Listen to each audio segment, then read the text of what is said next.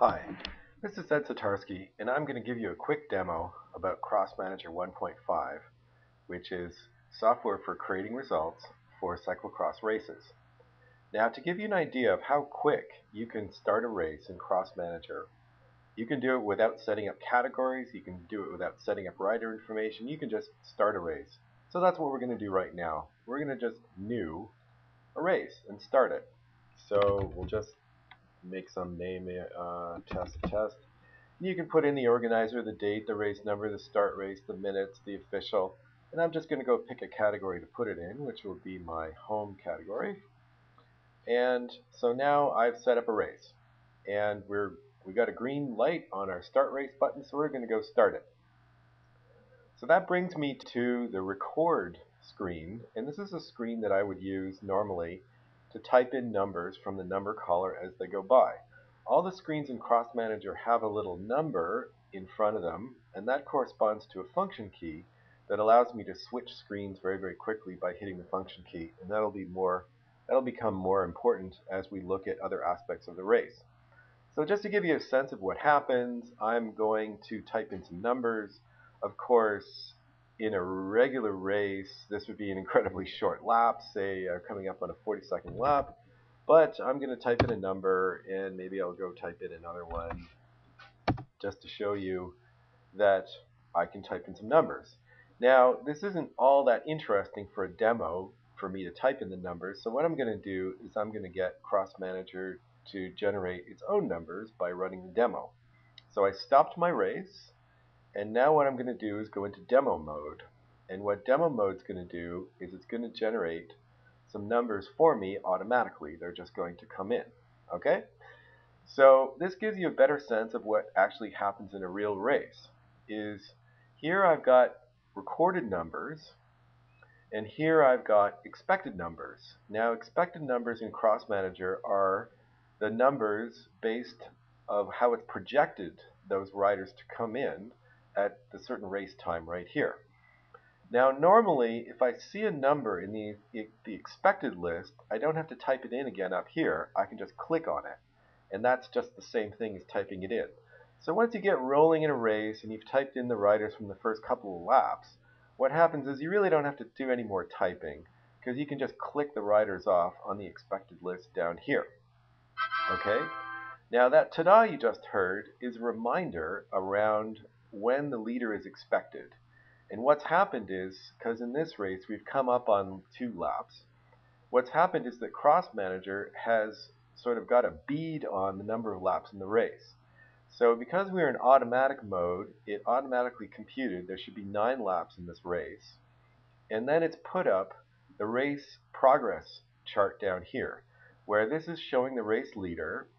This is giving us a countdown to when the leader would be expected. So we expect to see the leader in another 20 seconds about. This is the leader finish time, 8 minutes and 7 seconds. I told you this was a short race. And this is the broom time for the last rider on course, expected 9 minutes and 51. Now at any time, I can override this manually and change the number of laps manually if I want, if I don't like what CrossMgr is going to do. Now that ta-da you just heard is a reminder that the leaders were just about here, and you got to pay attention and show the lap cards and all that stuff. So you get those reminders. If you don't like them, turn down your volume. Okay, so now what we're going to do is look at something a little more interesting from just entering data. We're going to go look at history. Now history looks like a regular cross scoring sheet, except I don't have to go figure all this out. CrossMgr will figure it all out automatically. But it gives you a lot more features than a regular history sheet that you would use a scoring sheet. So for example, I can look at the race times, I can look at the lap times for each rider, I can look at the time down per lap, or I can actually look at particular categories if I want to filter by category. So in this case, I've got junior, or I could switch it back to all, and we'll just get that in there. There we go. So we're looking at all. Okay. Now, another really interesting screen that we see in CrossMgr is called the race chart. So that's hit F8. And what we're seeing here is a visual display of all the stuff that's happening in the race at once. So I can see all the riders from the leader to the last and what their progress is by lap. And this is a really great screen for checking for weird stuff going on. So for example, we sort of see that rider 185 has got some sort of weird thing going on. We see a short lap here, we see a long lap time, we see a short lap, and CrossMgr has projected all long times for the rest of the race. Now what's probably happened here is that this rider was missed. It was probably missed in a particular lap. And once CrossMgr gets enough information, it can reasonably insert missed laps automatically, but it has to get enough information to build up a profile on the rider. It just doesn't do it right away. So as the race progresses, it'll probably get enough information to project to fix this, but it just doesn't have enough yet. So we'll give it a second. Actually, this is actually quite interesting. It just got some more information. It's moved 185 up here. So it picked up enough information to know what was going on, and it fixed that up. So we can get more information if we click on if we look at 185. So if I look at 185 here, and this is a good example of search, if I look at 185, I can see exactly what's going on for this rider. We got them in the first lap, they were projected in the second lap, and now this is where they're projected for the rest of the race. And that brings us to rider detail. So if I double click on 185, I can show basically the same information, but for one particular rider. So it's showing me all the lap charts here, as well as the time per lap, and which laps were actually missed. This screen also allows me to adjust the status of the rider to DNF or to adjust laps. And you can see some of those more detailed features if you look in the manual. So inevitably what happens when you're running a race is somebody says, okay, who is the rider after rider 201? And if you can catch that in your recorded screen here, that's great. And if you, in this format, if you double click on the sash, you can arrange these things so you can see some more. But it still doesn't necessarily answer the question about 201. So now what we see, just to point out before I get in, is CrossMgr is telling us to prepare the bell because we're coming up for the bell lap. And it has all sorts of reminders like that when you're running a race that can really help you. Okay, so here our question was, who's the rider after 201? So I can answer that very quickly if I needed to. I can hit F4 for history. I can type in 201, and now it's showing me exactly where 201 is in the whole screen. In the latest lap, the rider after 201 was 185, and 201 has just come in on this 7th lap, and we can see it right here. Okay, so let's just go back quickly, and I'll tell you a bit about results. Results show us the race results at that particular point in time. And this is arranged in a very technical way, not the way that we would publish, because we want to know which riders are down a lap, because that makes a really big difference. Now, the positions here tell us what the finish order is, but we're really interested in who's down a lap, because that happens quite a lot, is riders get off in the results because they're down a lap, but they're not. Just a quick note here is this CrossMgr is showing us riders that are 80% down with respect to their category leader. And in the early laps, we want to be a bit careful with that because that may be a result of some missed times. So, okay, we're pulling in. That's okay. Where are we in our race? Yeah, we've got our leaders arriving, our finishers arriving, and everything's coming through. So that's great. So one of the other features I'll show you is in F9 or animation, and this is showing us a race animation. And this isn't so useful while the race is running, but it can really be useful after the race is over because it shows exactly what happened. And when riders say, oh, but I was in lap 3 and I didn't get lapped, you can actually show them in the race animation to say, yeah, you really did get lapped, you didn't notice it. Okay, so all our races are finishing and everything's coming in fine, and that's fine. Okay. So what I'm going to do, we're just going to wait a second for the race to finish here. Let's go check our chart.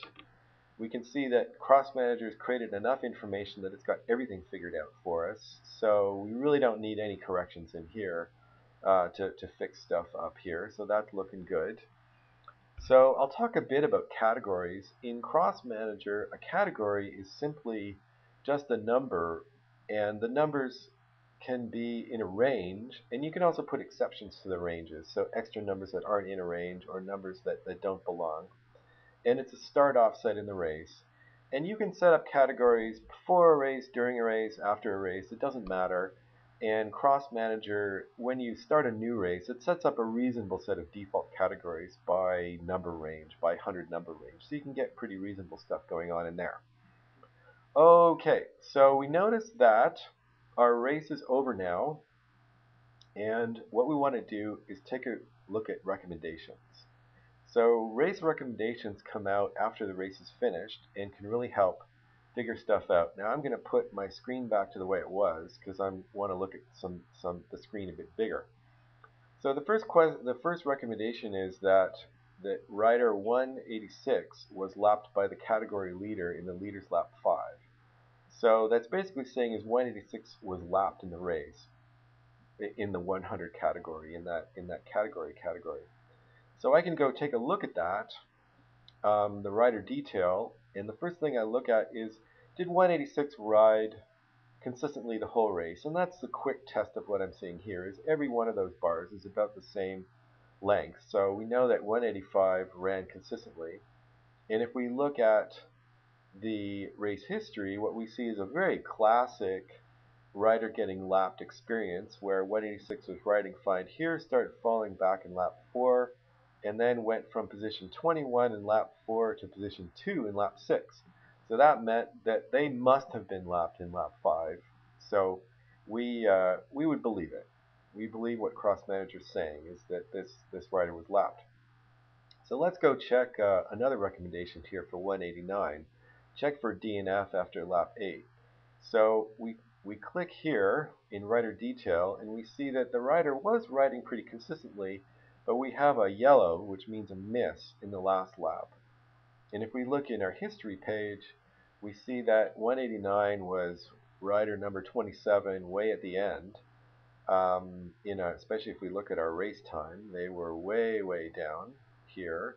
So it's quite possible that this rider, instead of crossing the finish line, just decided to go home because they realized that they're way down in the standings. So, we're pretty sure that this is correct, and we can go through the rest of the recommendations to find out what's going on. But that really helps. So we've gone through the recommendations. We've checked our race chart. Everything looks good. We haven't had to DNF or change any riders. Everything looks good. So now we want to go publish some results. And right now, we haven't entered any rider information. So the way that's done in CrossMgr is you link to an Excel sheet. And we do that through data management. So I'm going to link to an external Excel file, and this is the sample one that comes with CrossMgr. So I linked to a sheet, and then within a link to a workbook. Within the workbook are a set of sheets, which I can set up by different start time. And then what I do is I bind to the headers that are in that Excel sheet to map them to what CrossMgr thinks. So CrossMgr needs a bib number, last name, first name, all this stuff. And you can map those to whatever the names of the headers that you have in your Excel sheet. So tag and tag 2 are for the JChip reader, but that's another presentation. So I've set up my map to my Excel sheet, and I've got success. So now what I'm going to do is I'm going to export results as HTML.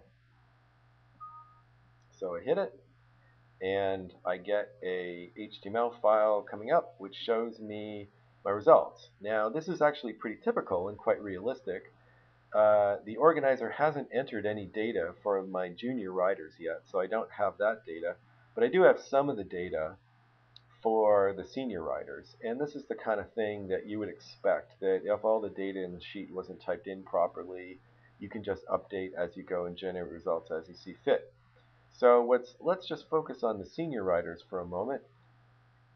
And what I'm doing is looking at the animation. So what's interesting is for riders just to interact is, let's say I was rider 213. Okay, I can look at rider 213 and highlight. So 213 started in second place. So this is telling me where I am in second place, 213 right here. And as the race progresses, I'm now in third place. I'm now in fourth place. In second lap, now in sixth place. So you can actually see exactly what happened. And what's interesting, if I look at 213 and say 206, we can see how those guys went after each other for the rest of the race. So they're in 6th and 7th place for the race, and it looks like pretty much after lap 3 they stayed in that position for the rest of the race. So this is the standard output. It also gives you a lot more features as well, which can help people interacting with it. The default is lap times. But you can also look at time gaps to see, as a rider, what time gap I was down per lap. And you can also look at percent gaps, which is kind of interesting, because if I was number 6 here, if I wanted to take on number 1, I would have to train so that I could ride about 7% faster for the whole race. That's the difference between number 1 and number 6, was 7% faster. So that really can be used as a training tool. And this is also a race chart as well, that if I was a particular rider, I might be interested in seeing how my races came out. You don't have to do this. You can export this into PDF files or anything else that you want. The graphics don't come out in the PDF files if you want to switch your output. But this is actually very nice for publishing output and making interactive output. Okay, so just to recap, we started from newing a race and just get going. We covered how to record numbers. We covered how to look at results during a race. We covered the history page, which is exactly like a cross-scoring sheet. We looked at rider detail to resolve issues about riders. We looked at race recommendations to figure out if anything didn't work out right, how to configure categories, what the race chart is. We looked at animation, and the properties is just the properties of the race. So that pretty much covers it. And if you have any more details about the chip reader or anything else about CrossMgr, please take a look at the documentation. Thank you very much.